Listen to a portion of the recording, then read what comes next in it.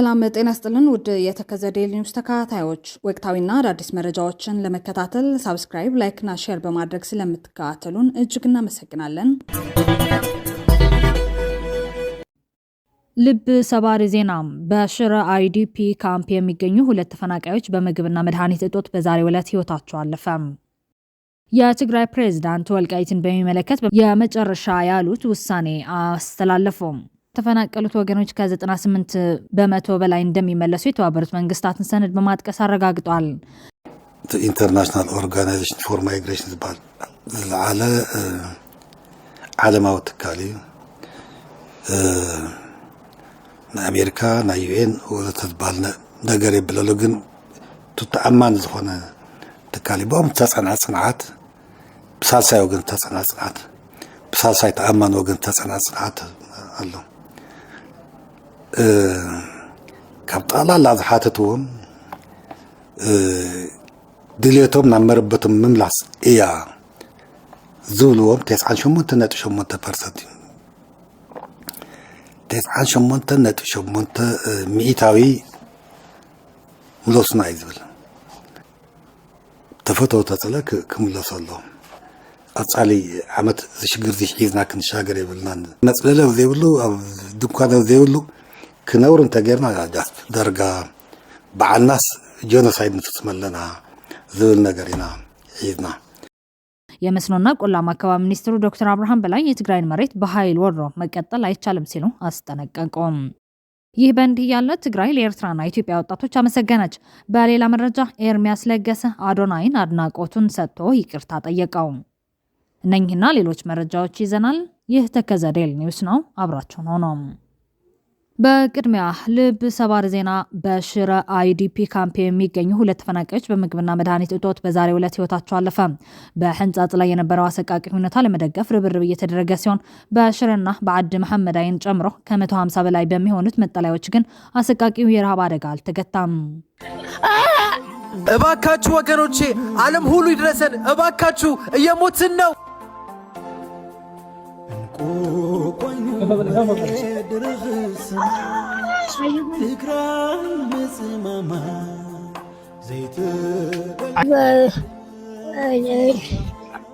እኒህ እናቶች ማለት ናቸው ከወልቃይት ተፈናቅለው ማለት ነው። አሁን በመጥፎ ሁኔታ ላይ ውስጥ ነው የሚገኙት። አራት ወልዳ አራቱም ልጆች የለም ህይወት እና አሁን ትልቅ ሰው ከአልጋ ትነሳ ትልቅ ሴትዮ ነች። ሁሉም የወለደችው ልጆቿ ሞተዋል። አንዳንዶቹ ድማ በረሃ ሄዶ አንዳንዶቹ በቃ የቀሩ ናቸው። ልጅ የሚባል የላትም ከአልጋ አትነሳም። እና እቺ አሁን እናት ላሳየን ከመይ ኢለን ሰላም ዴን ከመይ ለሐንዴን ከመይ እዚ ጆን ዳንኤል ይባል ለዓን ግጥይቅ መጽ ደዋ ከለዓን ግጥይቅ ከአዲስ አበባ መጽ ጆን ዳንኤል ይባል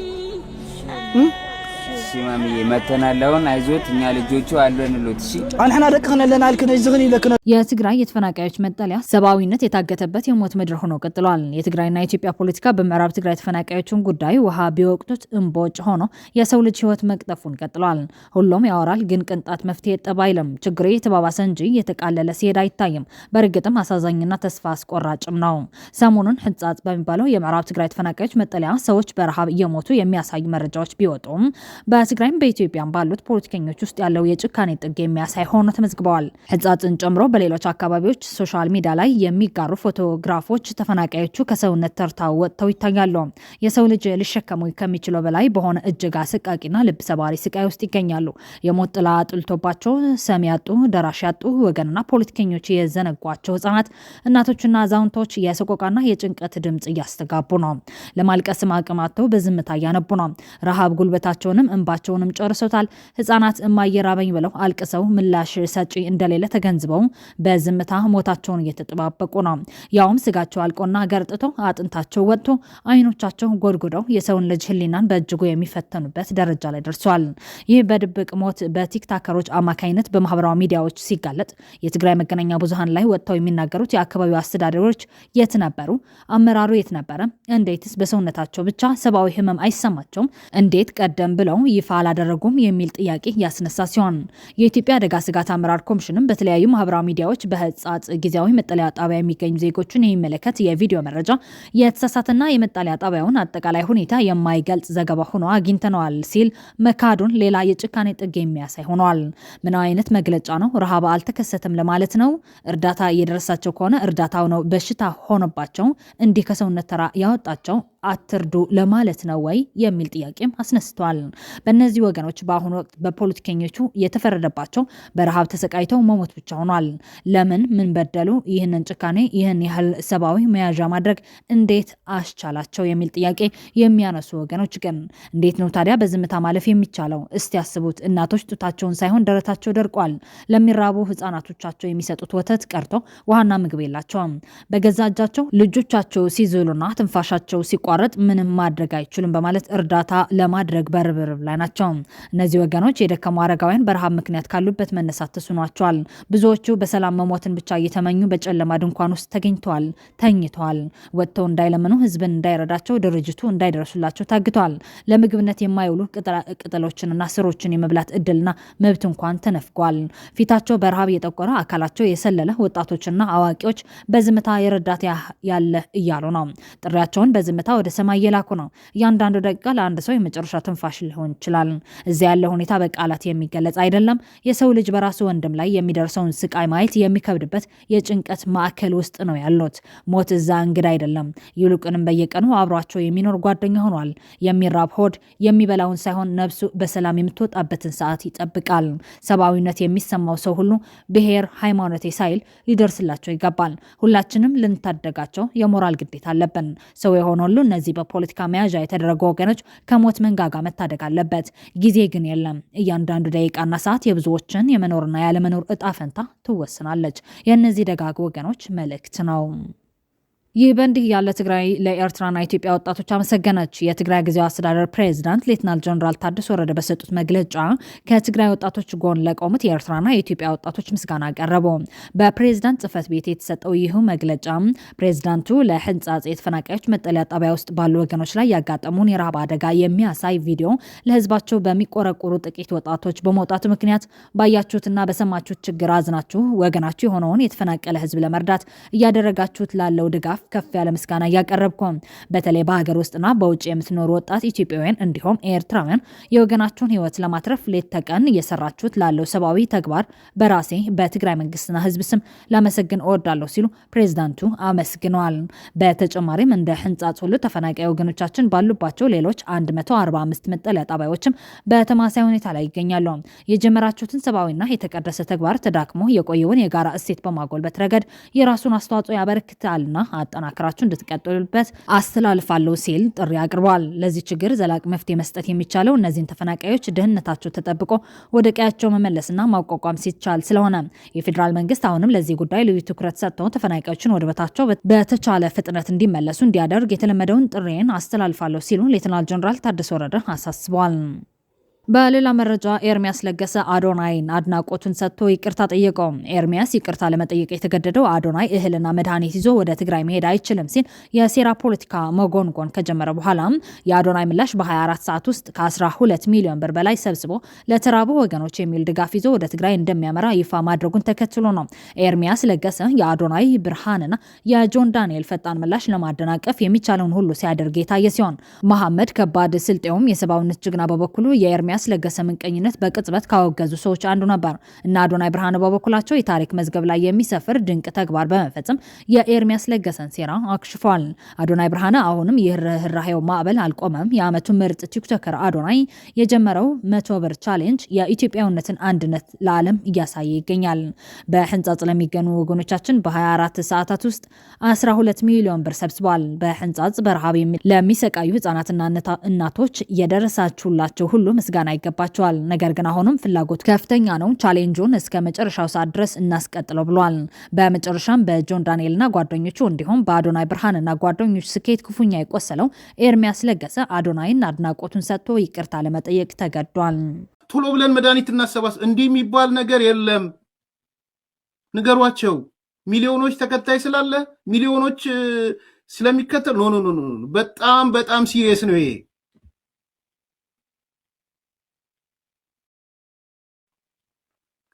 ይሄን ፕሮግራም ላኩላቸው። አይችሉም መድኃኒት መውሰድ ማንነት ተሰምቷቸው ሊሆን ይችላል፣ ግን አይፈቀድም እንደዛ። አገኘው ብለህ በመኪና ጭነ መድኃኒት ይዘህ አትሄድም።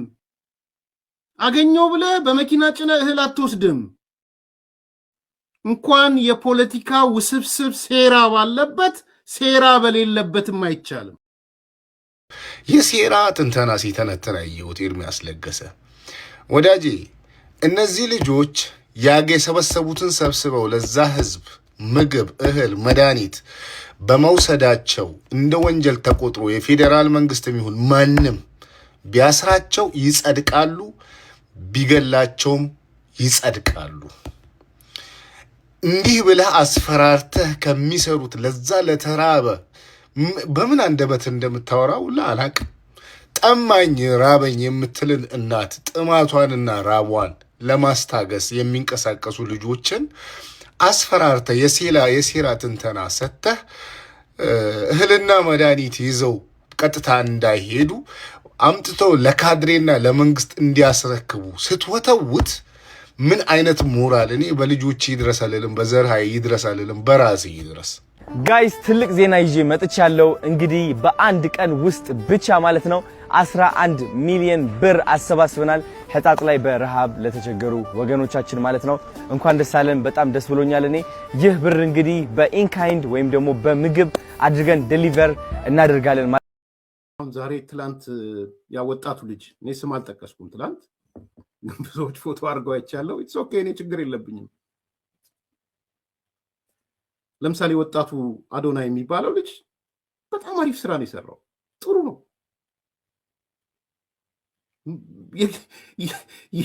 የክልሉ መንግስት፣ የትግራይ ክልላዊ መንግስት አንገቱን መድፋት ያለበት ስራ ሰርቷል።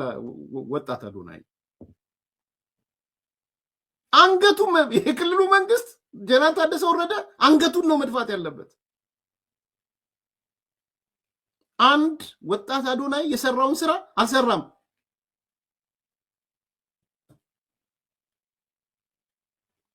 ስንት ነው የሰማሁት? እስክገባ ድረስ እስከ 12 ሚሊዮን ሰብስቧል። በጣም ጎበዝ፣ ብራቮ። በሌላ መረጃ ተከዘ ዴይሊ ኒውስ የመስኖና ቆላማ አካባቢ ሚኒስትሩ ዶክተር አብርሃም በላይ የትግራይን መሬት በኃይል ወሮ መቀጠል አይቻልም ሲሉ አስጠነቀቁ። የመስኖና ቆላማ አካባቢ ሚኒስትሩ ዶክተር አብርሃም በላይ የቀድሞው የውጭ ጉዳይ ሚኒስትርና የአማራ ክልል ፕሬዝዳንት አቶ ገዱ አንዳርጋቸው በቅርቡ በሰጡት ቃለ መጠይቅ ላይ ያነሷቸውን ሀሳቦች በመቃወም ጠንካራ ወቀሳ ሰነዝረዋል። ከዚህ ቀደም የመከላከያ ሚኒስትርና የትግራይ ጊዜያዊ አስተዳደር ዋና ስራ አስፈጻሚ ሆነው ያገለገሉት ዶክተር አብርሃም አቶ ገዱን የፖለቲካ አጋጣሚ ጠባቂና በውሸት ታሪክ የሚነግዱ ሲሉ ከሷቸዋል። ዶክተር አብርሃም በማህበራዊ ትስስር ገጻቸው ባጋሩት ጽሁፍ አቶ ገዱ በትግራይ ጦርነት ወቅት የነበራቸው አቋም ወጥነት የጎደለው ነበር ሲሉ ተችቷል። እንደ ሚኒስትሩ ገለጻ ከሆነ በሶስተኛው ዙር ጦርነት ወቅት የብልጽግና ከፍተኛ አመራሮች ወደ ግንባር ሲዘምቱ አቶ ገዱ የተሸናፊነት ስነልቦና ተላብሰው ነበር ብለዋል። ሆኖም የትግራይ ሰራዊት ለሰላም ሲባል ከደብረ ሲና ወደ ትግራይ ጠረፍ ሲመለስና ብልጽግናም ጦርነቱን ለማቆም ሲወሰን አቶ ገዱ ግፋ በለው የምን ማቆም ነው በማለት የጦርነት አራጋቢ ሆነው መቅረባቸውን ዶክተር አብርሃም አስታውሷል። በሽማግሌ ሲስተዋል ይበልጥ ያስከፋል ያሉት ዶክተር አብርሃም የቀድሞው ባልደረባቸውን በግብዝነት ፈርጀዋል። የትግራይ ላላው መሬት ይዞታና የአማራ ታጣቂዎች ወረራ ጉዳይ በሚመለከትም አቶ ገዱ በቃለ መጠይቃቸው ያነሱትን የአማራ ኃይሎችን በማስታጠቅ ትግራይን የመውጋት አቅም እንፍጠር የሚለው ሀሳብ ዶክተር አብርሃም አጥብቀው ተቃውመዋል። ይህንን አካሄድ የራስን የፖለቲካ ፍላጎት ለማራመድ ሲባል ህገወጥ ታጣቂዎችን እንደ ምሽግ የመጠቀም ፍላጎት ነው ሲል ገልጸውታል። በተጨማሪም የትግራይ ላላዊ መሬት በሚመለከት በህጋዊ መንገድ እንዲፈቱ አቅጣጫ ተቀምጦ ሳለ አቶ ገዱ የጄኖሳይዳዊ ጦርነት እንደ ሽፋን በመጠቀም የትግራይ ሉዓላዊ መሬት በጉልበት ለመውሰድ ሲቀሰቅሱ እንደነበርና ሐሰተኛ ትርክቶችን በአካባቢው ሲረጩ እንደነበር ሚኒስትሩ አብርሃም በላይ አረጋግጠዋል። አብይ አህመድን ወደ ስልጣን ያመጣው የፖለቲካ ለውጥና የኃላፊነት ጉዳይ በሚመለከትም ትችት አቅርቧል። አቶ ገዱ አንዳርጋቸው ለኢትዮጵያ የፖለቲካ ለውጥ ከታገሉ የኦሮማራ ቲም ለማ አመራሮች አንዱ መሆናቸው ይታወቃል። ሆኖም ዶክተር አብርሃም እንዳሉት አቶ ገዱ በለውጥ ሂደት ውስጥ ዋና ተዋናይ ነበርኩ እያሉ በሌላ በኩል በመንግስት ውስጥ ለተፈጠሩ ክፍተቶች ኃላፊነት አለመውሰዳቸውና እኔ ያልነበርኩበትም ማለታቸው አስገራሚ ነው ብለዋል። ዶክተር አብርሃም ለአቶ ገዱ በሰጡት ምላሽ የአለማየሁ ዋሴን ዝሆን አንጀትና ግንዳሞቹ የተሰኘው መጽሐፍ በምሳሌነት በመጥቀስ አቶ ገዱንና መሰል አቋም ያላቸውን ፖለቲከኞች ሀገርን በሐሜትና በጥላቻ ከሚሞላ አካላት ጋር አመሳስላቸዋል። የትግራይ ፕሬዝዳንቱን ወልቃይትን በሚመለከት የመጨረሻ ያሉት ውሳኔ ያስተላለፈው ከተፈናቀሉት ወገኖች ከ98 በመቶ በላይ እንደሚመለሱ የተባበሩት መንግስታት ሰነድን በማጥቀስ አረጋግጧል። ተፈናቃዮች ካልተመለሱ ጦርነት ሊከሰት ይችላል ሲሉ ጀነራል ታደሰ ወረደ ገልጿል። ጀነራሉ ነገሩ ከቁጥጥር ውጭ እየወጣ ነው በማለትም አስጠንቅቀዋል። ጀነራሉ የህንጻጽን ወቅታዊ ሁኔታ በተመለከተ መግለጫ በሰጡበት ወቅት ነው ይህንን ማስጠንቀቂያ ያቀረቡት። ለረሃቡ ዘላቂ መፍትሄ ተፈናቃዮችን መመለስ ነው ያሉት ጀነራሉ ይህ ካልሆነ ግን ጦርነቱን ማስቀረት አይቻልም በማለት ተፈናቃዮቹ አደጋ ወደ ጦርነት ከፍ ሊያደርግ እንደሚችል ፍንጭ ሰጥተዋል። ነገሮች በዚህ ከቀጠሉ ከቁጥጥር ውጭ ይሆናሉ ሲሉ የገለጹ ሲሆን በዚህ ዓመት የግድ ተፈናቃዮቹ ወደ ቀያቸው መመለስ አለባቸው ብለዋል። ይህ ካልሆነ ግን ጦርነቱ መፍትሄ ሊሆን ይችላል ሲሉ አስጠንቅቀዋል። ፕሬዝዳንቱ በሰጡት ማብራሪያ በህንጻጽን ጨምሮ በትግራይ ውስጥ ባሉ 146 የተፈናቃዮች መጠለያ ጣቢያዎች የሚገኙ ተፈናቃዮች በከፍተኛ ችግር ላይ እንደሚገኙ ገልጸዋል። ከረድኤት ድርጅቶች የሚሰጠው እርዳታ በወር 16.1 ኪሎ ግራም መሆኑን የጠቀሱት ፕሬዝዳንቱ ተፈናቃዮቹ ለወፍጮ፣ ለልብስ፣ ለጨውና ለሌሎች ወጪዎቻቸው የሚሸፍኑት ከዚህ ከሚሰጣቸው ረሃብ የእህል ድርሻ በመሆኑ ለከፍተኛ ማህበራዊ ችግር መጋለጣቸውን ተናግረዋል። በህንጻጽ መጠለያ ጣቢያ የደረሰውን የረሃብ አደጋ በማስተጋባት ዓለም አቀፉ ማህበረሰብ እንዲያውቀውና አጀንዳ እንዲሆን ላደረጉ የማህበራዊ ሚዲያ አንቂዎች ምስጋናቸውን ያቀረቡት ሌተናል ጀነራል ታደሰ የጊዜያዊ አስተዳደሩ ካቢኔ ይህንን አደጋ በቀጥታ የሚከታተል በፕሬዝዳንቱ የሚመራ ቡድን አዋቅሮ ወደ ስራ መግባቱን አስታውቋል። በትግራይ ከጦርነቱ በፊትም ሆነ በኋላ 1.1 ሚሊዮን ተፈናቃይ ህዝብ መኖሩን ያብራሩት ፕሬዝዳንቱ ከዚህ ውስጥ 891 ሺህ የሚሆኑት በትግራይ ውስጥ የሚገኙ ሲሆኑ የምዕራብ ትግራይን ሳይጨምር በመላው ትግራይ በሚገኙ 146 መጠለያ ካምፖች ውስጥ እንደሚገኙ ገልጿል። በህንጻጽ መጠለያ የሚገኙ ተፈናቃዮች አብዛኞቹ ከምዕራብ ትግራይ የወጡና የተለያዩ ችግሮችን የተሸከሙ መሆናቸውን በወቅቱ ደህና የነበሩት አሁን የደከሙ ሲሆን ደክመው የነበሩት ደግሞ በህይወት የሌሉ መሆናቸውን ገልጿል። አሁን በህንጻጽ በጎላ ሁኔታ የወጣው ችግር ቀደም ብሎ የሚታወቅ እንደነበረና መንግስትም ችግሩን ለመፍታት ሲሞክር መቆየቱን ነገር ግን የተደረገው ጥረት በቂ እንዳልነበረ ፕሬዝዳንት ታደሰ ወረደ አብራርተዋል። በተፈናቃዮች ላይ የተደረገ ያለው ጥረት አስቸኳይ የህይወት አድን ተግባር እንጂ ዘላቂ መፍትሄ አለመሆኑን የገለጹት ፕሬዝዳንቱም ዘላቂ መፍትሄ ሊሆን የሚችለው ተፈናቃዮች ወደ ቀያቸው ተመልሰው ራሳቸውን እንዲችሉ ሲደረግ ብቻ ነው ብለዋል። ተደጋጋሚ ችግሮችን ከምንጩ ለማድረቅ መሰራት እንደሚያስፈልግና የችግሩን መነሻ ላይ የተማወቅ ወሳኝ መሆኑን ሌተናል ጀነራል ታደሰ ጠቁመዋል። ፕሬዝዳንቱ በመግለጫቸው የተፈናቃዮች ህይወት እየተጠበቀ ያለው ከመንግስታዊ ካልሆኑና ከሌሎች የረድኤት ድርጅቶች በሚገኝ እርዳታ ብቻ ሳይሆን በየአካባቢው ያሉ ህዝብ በሚያደርገው የመረዳዳት ባህል መሆኑን ገልጸው ይህም የትግራይ ህዝብ የመረዳዳት ባህል ከፍተኛ መሆኑን ያሳያል ብለዋል። የጊዜያዊ አስተዳደሩ አሁን ባለው አቅም የመንግስት ሰራተኞችን ደሞዝ ለመክፈል እንኳን የተቸገረ በመሆኑ ተፈናቃዮችንም ሆነ በችግር ያለው ማህበረሰብ ለመርዳት የተቀናጀ የገቢ ማሰባሰብ ስራ እንደሚጀምር ገልጿል። የ2018 ዓ.ም የጊዜያዊ አስተዳደሩ ዋና እቅድ ተፈናቃዮችን ደህንነቱ በተጠበቀ ሁኔታ ወደ ቀያቸው መመለስና ችግራቸውን በዘላቂነት መፍታት መሆኑን የገለጹት ሌተናል ጀነራል ታደሰ ይህንን ተግባራዊ ለማድረግ የፌዴራል መንግስት መላው የኢትዮጵያ ህዝቦች እንዲሁም አደራዳሪ ተቋማት በቁርጠኝነት እንዲሰሩ ጥሪ አቅርበዋል።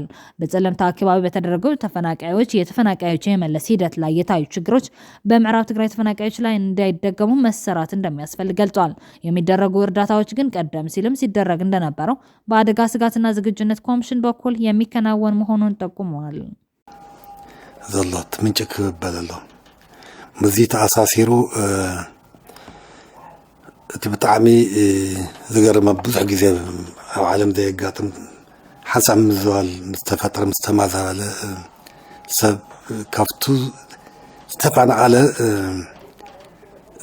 ዝምለስ ዘይምለስ ሰብ ቀሊል ኣይኮን ብዙሕ እዩ ከይተመለሰ ዝተረፍ ምክንያቱም ዓመት ክውፅእ ከሎ ካልኣይ ዓመት ሳልሳይ ዓመት ራብዓይ ዓመት ሓምሻ ዓመት ክውፅእ ከሎ ምስቲ ሓድሽ ኩነታት ኢኻ እናበልካ ትኸይድ ኣብዚ 2017 ዓመተ ምህረት ፅንዓት ተኻይዱ ነይሩ ኣብ መላእ ተመዛበልቲ በብገዙ ንሕና ይኮንና ነፅኒሕና IOM የፅኒሕዎ IOM ድማ ኢንተርናሽናል ኦርጋናይዜሽን ፎር ማይግሬሽን ዝበሃል ዝለዓለ ዓለማዊ ትካል እዩ። ናይ ኣሜሪካ ናይ ዩኤን ወዘተ ዝበሃል ነገር የብለሉ ግን ተኣማኒ ዝኾነ ትካል እዩ። ብኦም ተፀንዐ ፅንዓት ብሳልሳይ ወገን ተፀንዐ ፅንዓት ብሳልሳይ ተኣማኒ ወገን ተፀንዐ ፅንዓት ኣሎ። ካብ ጠቕላላ ዝሓተትዎም ድሌቶም ናብ መረበቶም ምምላስ እያ ዝብልዎም 98.8% እዩ 98.8 ሚኢታዊ ምለሱና እዩ ዝብል